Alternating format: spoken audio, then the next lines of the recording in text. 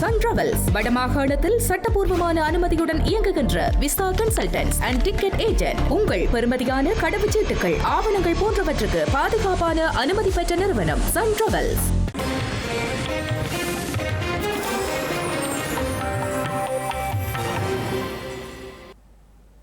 வணக்கம். இது ஐபிசி தமிழின் காலை நேர பிரதான செய்திகள். முதலில் தலைப்புச் செய்திகள். தமிழகத்தில் வெளியாகும் தேர்தல் முடிவுகள். ஸ்டாலின் மற்றும் விஜய்க்கு இடையில் கடும் போட்டி. மாலைதீவு ஜனாதிபதிக்கு விமான நிலையத்தில் சிறப்பு வரவேற்பு. அனுரவுடன் இன்று பேச்சு. தையிட்டி காணி விவகாரம். தென்னிலங்கை இனவாதிகளுக்கு சிலர் தீனி போடுவதாக இளங்குமரன் குற்றச்சாட்டு. லண்டனில் நடைபெற்ற தமிழீழ தேசிய பாடல் போட்டி. வெற்றி பெற்ற மாணவர்களுக்கும் பரிசில்கள். முல்லைத்தீவில் கடற்றொழிலாளர்கள் 2 மாயம். தேடும் பணிகள் தீவிரம். இனி விரிவான செய்திகள். தமிழகத்தில் சட்டசபை தேர்தலுக்கான வாக்கு எண்ணும் பணிகள் இன்று காலை 8 மணிக்கு ஆரம்பிக்கப்பட்ட நிலையில் திராவிட முன்னேற்றக் கழகம் மற்றும் தமிழக வெற்றிக் கழகத்துக்கு இடையில் கடும் போட்டி நிலவி வருகின்றது. இதனால் தேர்தல் முடிவுகள் பெரும் எதிர்பார்ப்பை ஏற்படுத்தியுள்ளன. முதல் சுற்று வாக்கெண்ணிக்கையில் விருதுநகர் தொகுதியில் விஜய் பிரபாகரன் முன்னிலை பெற்றுள்ளார். சேப்பாக்கம் தொகுதியில் உதயநிதி பின்னடைவை சந்தித்ததுடன் தமிழக வெற்றிக் கழகம் 295 வாக்குகள் பெற்று முன்னிலை வகிக்கின்றது. ஸ்ரீ வைகுண்டம் தொகுதியில் தவேக வேட்பாளர் சரவணன் முன்னிலை பெற்றுள்ளார். ஹவுத்தூர் தொகுதியில் ஸ்டாலின் முன்னிலை பெற்றதுடன் காரைக்குடியில் சீமான் பின்னடைவை சந்தித்துள்ளார். மயிலாப்பூர் தொகுதியில் தவேக வேட்பாளர் முன்னிலை பெற்றதுடன் தமிழிசை பின்னடைவை சந்தித்துள்ளார்.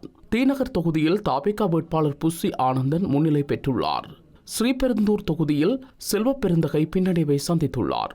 அத்துடன் பெரம்பூர், திருச்சி கிழக்கு தொகுதியில் தவேக தலைவர் விஜய் முன்னிலை பெற்றுள்ளார். கவுத்தூர் தொகுதியில் 471 வாக்குகள் பெற்று தவேக முன்னிலை பெற்றுள்ளதுடன் ஸ்டாலின் பின்னடைவை சந்தித்துள்ளார். ஸ்ரீலங்கா ஜனாதிபதி அனுரகுமார திசாநாயக்கவின் அழைப்பின் பெயரில் மாலைதீவு ஜனாதிபதி கலாநிதி முகமது மொய்சு 2 நாள் உத்தியோகபூர்வ விஜயம் மேற்கொண்டு நேற்று இரவு இலங்கையை சென்றடைந்துள்ளார். கட்டுநாயக்க பண்டாநாயக்க சர்வதேச விமான நிலையத்தை சென்றடைந்த மாலைதீவு ஜனாதிபதி உள்ளிட்ட தூதுக்குழுவினரை ஸ்ரீலங்கா பிரதமர் கலாநிதி ஹரணி அமரசூரிய வரவேற்றார். விஞ்ஞான மற்றும் தொழில்நுட்ப அமைச்சர் பேராசிரியர் கிருஷாந்த் அபேசேன, வெளிநாட்டு அலுவல்கள் மற்றும் வெளிநாட்டு வேலைவாய்ப்பு பிரதி அமைச்சர் அருண் ஹேமச்சந்திர, இலங்கைக்கான மாலைதீவு உயர்ஸ்தானிகர் மசூத் இமாத் மற்றும் வெளிநாட்டு அலுவல்கள் அமைச்சின் சிரேஷ்ட அதிகாரிகள் பலரும் இந்த நிகழ்வில் கலந்து கொண்டனர். ஸ்ரீலங்கா விமானப்படையினரால் மாலைதீவு ஜனாதிபதிக்கு இதன்போது விசேட மரியாதை வழங்கப்பட்டதுடன் அனைத்து இனங்களையும் பிரதிநிதித்துவப்படுத்தும் வகையில் சிறுவர், சிறுமியர் 2 நாடுகளினதும் தேசிய கொடிகளை ஏந்தியவாறு வீதியின் இருமரங்கிலும் நின்று மாலைதீவு ஜனாதிபதியை வரவேற்றனர். மாலைதீவு இலங்கை இடையிலான ராஜதந்திர உறவுகளின் 61வது ஆண்டு நிறைவை குறிக்கும் வகையில் மேற்கொள்ளப்படும் இந்த விஜயத்தை முன்னிட்டு மாலைதீவு ஜனாதிபதி விமான நிலையத்தின் விசேட விருந்தினர் பகுதியில் உள்ள நினைவு புத்தகத்தில் குறிப்பொன்றையும் விட்டார். ஜனாதிபதி முகமது மொய்சு 2023ஆம் ஆண்டு பதவியேற்றதன் பின்னர் இலங்கைக்கு மேற்கொள்ளும் முதலாவது விஜயம் இதுவாகும். மாலைதீவு ஜனாதிபதி கலாநிதி முகமது மொய்சுவை வரவேற்கும் உத்தியோகபூர்வ நிகழ்வு ஜனாதிபதி அனுரகுமார திசாநாயக்க தலைமையில் இன்று முற்பகல் ஜனாதிபதி அலுவலக வளாகத்தில் நடைபெறவுள்ளது. 2 நாடுகளுக்கும் இடையிலான நீண்டகால நட்புறவு மற்றும் ஒத்துழைப்பை மேலும் வலுப்படுத்துவது குறித்து மாலைதீவு ஜனாதிபதி அனுரகுமார திசாநாயக்கவுடன் இருதரப்பு பேச்சுவார்த்தைகளை நடத்தவுள்ளார். பல்வேறு துறைகளில் ஒத்துழைப்பை விரிவுபடுத்துவதற்கான 2 நாடுகளினதும் பொதுவான அர்ப்பணிப்பை பிரதிபலிக்கும் வகையில் இந்த விஜயத்தின் போது பல புரிந்துணர்வு ஒப்பந்தங்கள் கைச்சாத்திடப்படவுள்ளன. மேலும் மாலைதீவு ஜனாதிபதி உள்ளிட்ட தூதுக்குழுவினர் கொழும்பில் நடைபெறவுள்ள விசேட வர்த்தக சந்திப்பிலும் கலந்து கொள்ளவுள்ளனர். ஜனாதிபதி மொய்சுவுடன் அவரது பாரியார் சஜிதா முகமது மற்றும் மாலைதீவு வெளிவிவகார அமைச்சர் உட்பட சிரேஷ்ட அமைச்சர்கள் மற்றும் அதிகாரிகள் பலரும் இந்த விஜயத்தில் இணைந்துள்ளனர். இலங்கையில் எரிபொருள் விலை அதிகரிக்கப்பட்ட போதிலும் உணவுகளின் விலையை அதிகரிக்கப் போவதில்லை என உணவக உரிமையாளர்கள் சங்கத்தின் தலைவர் ஹர்ஷன் ருக்ஷான் தெரிவித்துள்ளார். எவ்வாறாயினும் சமையல் எரிவாயு விலை அதிகரிக்குமாயின் உணவு விலைகள் குறித்து மீண்டும் கலந்துரையாட வேண்டியிருக்கும் என்று அவர் குறிப்பிட்டுள்ளார். இலங்கையில் மீண்டும் எரிபொருள் விலை அதிகரித்துள்ள நிலையில் உணவு மற்றும் பானங்களின் விலையை அதிகரிக்கப் போவதில்லை என உணவக உரிமையாளர்கள் சங்கத்தின் தலைவர் ஹர்ஷன் ருஷான் தெரிவித்துள்ளார். இதனால் உணவக உரிமையாளர்களிடம் விலையை உயர்த்த வேண்டாம் என அவர் கேட்டுக் கொண்டுள்ளார்.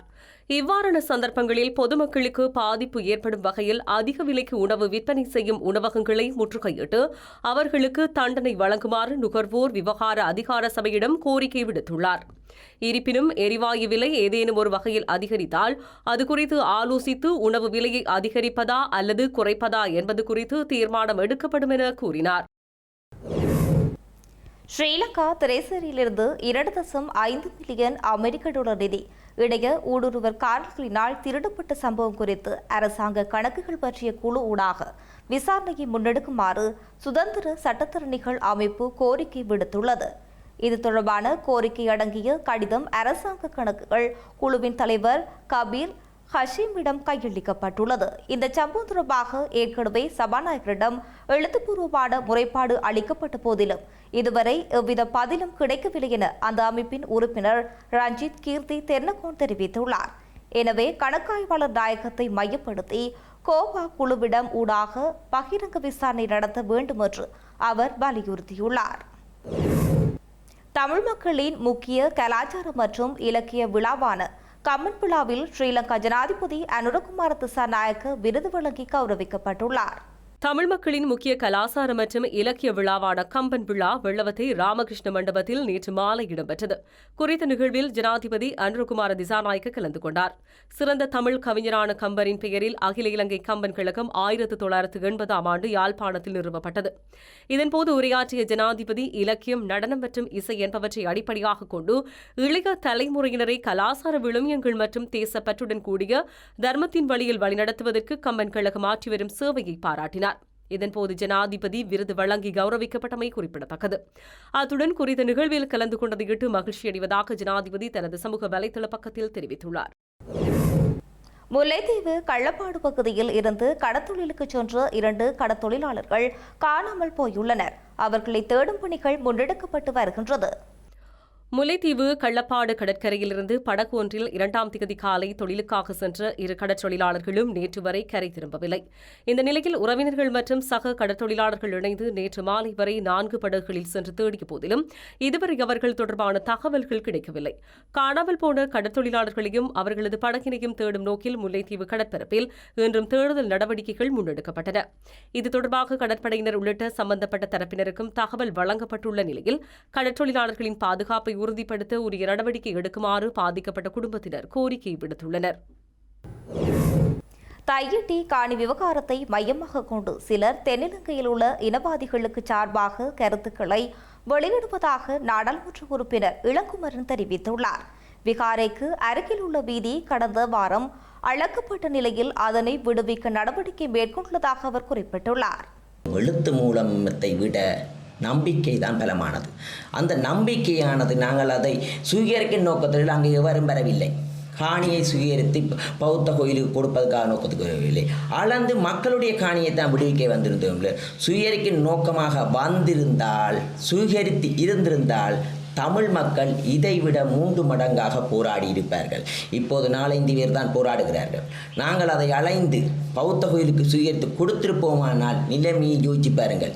இங்கே இருக்கிற பல தமிழ் மக்களும் அதே நேரம் எமது பிரதேச உறுப்பினர்களும் இதற்கு ஆதரவாக வந்திருப்பார். அரசாங்கம் என்ற வகையில் தேசிய மக்கள் சக்தி அரசாங்கம் அந்த காணிகளை சுயரிக்கும் நோக்கத்துடன் இந்த செயற்பாடை செய்யவில்லை.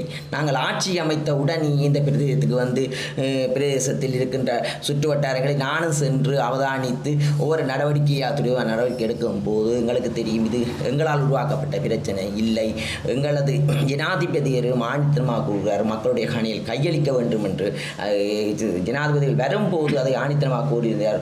மத நல்லிணக்கங்களை பேண வேண்டிய தேவை இருக்கிறது. அடுத்ததாக இந்த விகாரையை வைத்து அரசியல் செய்கின்றார்கள். எங்களுக்கு நம்பிக்கை இருக்கிறது இது உருவாக்கப்பட்டிருக்கிறது விகாரை. மீதமுள்ள ஏனைய காணிகளை மக்களிடம் ஒப்படைக்க வேண்டும் என்று ஆணித்தனமாக இருக்கின்றோம். மக்களுடைய காணிகளை அதற்கான செயற்பாடு தான் முதற்கடம் நடைபெற்றிருக்கிறது. முதல் வரும்போது பௌத்த பிக்குவினூடாக எழுத்து மூலமாக பூரணமாக எடுக்கவில்லை என்று தாமதப்படுத்தப்பட்டது. ஏனென்றால் கொழும்பிலிருந்தும் குழு வரவில்லை என்று. பிறகு மீள எல்லா குழுவும் வந்து அளக்கும் போது காணி உரிமையாளர்களுக்கு சந்தேக உணர்வு ஏற்பட்டு வருகிறது. எதிர்வருங்காலத்தில் ஒரு சில காணி உரிமையாளர்கள் எங்களுடன் கதைத்திருக்கிறார்கள். அதை காட்டும் பட்சத்தில் எதிர்வருங்காலத்தில் அந்த குழுக்கு அவர்களை நியமிக்க முடியுமா? காணி உரிமையாளர்களை நீங்கள் அடுத்த கூட்டங்களை கூப்பிட்டு ஒரு சிலரை கூப்பிட்டு அவருடன் கருத்துக்களை பெற்று இந்த காணி அளப்பந்து மக்களிடம் ஒப்படைக்க வேண்டும் என்று ஆணித்தனமாக நான் பாராளுமன்ற உறுப்பினர் வகையிலும் இருக்கிறேன். ஆணித்தனமாக கூறுகிறேன். அளந்த வீதியை துரிதமாக பவானி வீதியை துரிதமாக விடுவிப்பதற்கு நாங்கள் நினைக்கிறோம். ஆனால் ஒரு சிலர் அதை தெரிந்து கொண்ட அரசியல்வாதிகள் வலுக்கட்டாயமாக நுழைந்து நாங்கள் பாதைகளை விடுவிக்கலாம் என்று நினைக்கின்றார்கள். அது தென்பகுதியில் இருக்கும் அரசியல்வாதிகளுக்கு, தோல்வி கண்ட அரசியல்வாதிகளுக்கு, மஹிந்த போன்ற அரசியல்வாதிகளுக்கு அரசியல் செய்வதற்கான ஒரு களத்தை அமைத்து கொடுப்பதற்கான நடவடிக்கையைத்தான் இவர்கள் செய்கிறார்களே ஒழிய மக்களை இனவாதத்திலிருந்து மீட்டு புதியதொரு கலாச்சாரத்தை உருவாக்குவதற்கு நினைக்கவில்லை. இனவாதத்தினூடாக வாக்கு வங்கிகளை பெறலாம் என்று நினைக்கிறார்கள். தமிழீழ போட்டிக்கு உறுதுணையாக இருந்து தமிழீழ தேசிய காணங்களை எதிர்கால சந்ததியினருக்கு கடத்தும் வகையில் முன்னெடுக்கப்பட்ட புரட்சி குரல் 2026 தமிழீழ தேசிய பாடல் போட்டி லண்டனில் ஹரோவில் நடைபெற்றுள்ளது. புரட்சி குரல் 2026 தமிழீழ தேசிய பாடல் போட்டியின் இறுதிச் சுற்றின் போது பிரித்தானியாவின் தேசிய கொடி மற்றும் தமிழீழ தேசிய கொடிகள் ஏற்றி வைக்கப்பட்டதுடன் முள்ளிவாய்க்காலில் படுகொலை செய்யப்பட்ட மக்களுக்கும் சுடரேற்றி அஞ்சலி செலுத்தப்பட்டது. அத்துடன் பாசறை பாணர் தேனிசை செல்லப்பா, தமிழீழ பாடகர்களான கேப்டன் சிலம்பரசன், மேஜர் சிட்டு மற்றும் மாமனிதர் சாந்தன் ஆகியோருக்கும் அஞ்சலி செலுத்தப்பட்டது. இதன்போது முள்ளிவாய்க்கால் கஞ்சியும் பரிமாறப்பட்டது. புரட்சி குரல் 2026 தமிழீழ தேசிய பாடல் போட்டியில் குட்டிக்கண்ணன் பிரிவில் முதல் இடத்தை கவிதன் டேவிட் பிரபாகரனும், 2ஆம் இடத்தை வர்சன் கஜனேசன், 3வது இடத்தை டனுத்ரா நவநீதன் ஆகியோரும் பெற்றுக் கொண்டனர். மேஜர் சிட்டு பிரிவில் 1வது இடத்தை பிரஜித் நவநீதனும், 2வது இடத்தை திருப்திகா சுகர்ணனும், 3வது இடத்தை நிதூஷனா பால தர்மகுமாரும் பெற்றுக் கொண்டனர். மாமனிதர் சாந்தன் பிரிவில் முதலிடத்தை ஆண்டனி டெலின்சன் அருட்செல்வனும், 2வது இடத்தை உபேந்திரன் நாகேந்திரனும், 3வது இடத்தை சுந்தரலிங்கம் சுஜி ராஜும் பெற்றுக் கொண்டனர். யாழ்ப்பாணம் குருநகர் பகுதியில் நேற்று இரவு இடம்பெற்ற மோதலில் ஒருவர் உயிரிழந்துள்ளார். யாழ்ப்பாணம் குருநகர் பகுதியில் நண்பர்கள் இணைந்து மதுபானம் அருந்திய நிலையில் வாய் தர்க்கம் ஏற்பட்டுள்ளது. இதன்போது மதுபான போத்தலினால் தாக்குதல் நடத்தப்பட்ட நிலையில் சம்பவம் தொடர்பில் யாழ்ப்பாணம் காவல்துறையினருக்கு தகவல் வழங்கப்பட்டது. சம்பவ இடத்துக்கு சென்ற காவல்துறையினர் காயமடைந்தவரை யாழ் போதனா வைத்தியசாலைக்கு அனுப்பி வைத்த நிலையில் அவர் உயிரிழந்துள்ளார். இதன்போது அதே பகுதியைச் சேர்ந்த செப்ரிகட் ஜெஸ்மன் என்ற 36 வயதுடைய நபர் உயிரிழந்துள்ளார். தாக்குதலை மேற்கொண்ட நபர் கைது செய்யப்பட்டுள்ள நிலையில் காவல்துறையினர் விசாரணைகளை ஆரம்பித்துள்ளனர். அர்ஜென்டினாவிலிருந்து வட அட்லாண்டிக் கடலில் உள்ள கேப் வெட்டி தீவு நோக்கி சென்று கொண்டிருந்த சொகுசு கப்பலில் ஹெண்டா வைரஸ் தொற்று பரவியுள்ளதாக சந்தேகிக்கப்படும் நிலையில் 3 உயிரிழந்துள்ளனர். குறித்த சொகுசு கப்பலில் பயணித்த 70 வயது ஆண் பயணி ஒருவர் உடல்நலக்குறைவு காரணமாக உயிரிழந்ததாக கூறப்படுகின்றது. கப்பலில் பயணித்த 6 பேருக்கு தொற்று ஏற்பட்ட நிலையில் 3 உயிரிழந்துள்ளனர். செய்திகளின் நிறைவாக மீண்டும் தலைப்புச் செய்திகள். தமிழகத்தில் வெளியாகும் தேர்தல் முடிவுகள். ஸ்டாலின் மற்றும் விஜய்க்கு இடையில் கடும் போட்டி. மாலைதீவு ஜனாதிபதிக்கு விமான நிலையத்தில் சிறப்பு வரவேற்பு. அனுரவுடன் இன்று பேச்சு. தையிட்டி காணி விவகாரம். தென்னிலங்கை இனவாதிகளுக்கு சிலர் தீனி போடுவதாக இளங்குமரன் குற்றச்சாட்டு.